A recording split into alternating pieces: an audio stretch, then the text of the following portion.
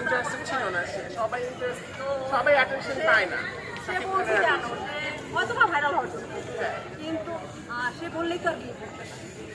তা এখন আপনারও তো হচ্ছে আপনারা বললো কি আসলে কি বিয়ে করতে হয়? ভালো লাগা বাট ওটাকে যে পেতে হবে আক্ষেপটা ওইরকম ফাঁকাটা না, ভালো লাগা এটা হলো আসলে আনএক্সপেক্টেড একটা জিনিস যে হ্যাঁ সাকিব খানকে ভালো লাগে উনি আমার ক্রাশ।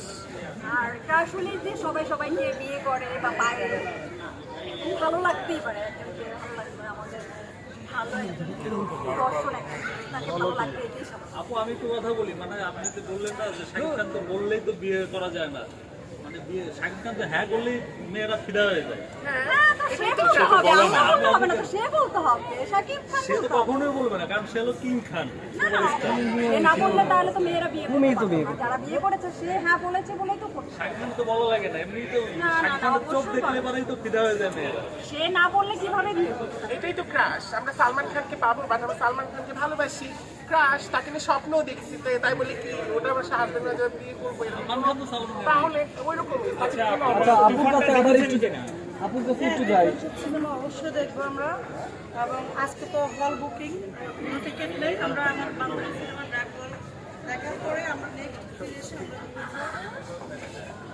যদি একটু জানতে চাই যে হচ্ছে আপনার কি টিকিট পেয়েছেন? আমরা ডার্ক ওয়ার্ল্ডের টিকিট পেয়েছি, কোন সিনেমার টিকিট পাইনি। ওখানের জন্য চেষ্টা করেছিলেন? পাওয়া হয়নি, ইনশাল্লাহ দেখবো। ব্যাপারটা আমার কাছে না এটার ট্রেলারটাই অনেক ভালো লেগেছে, কারণ কি ট্রেলারটা দেখার পরে কিন্তু আপনি অনুমান করতে পারেন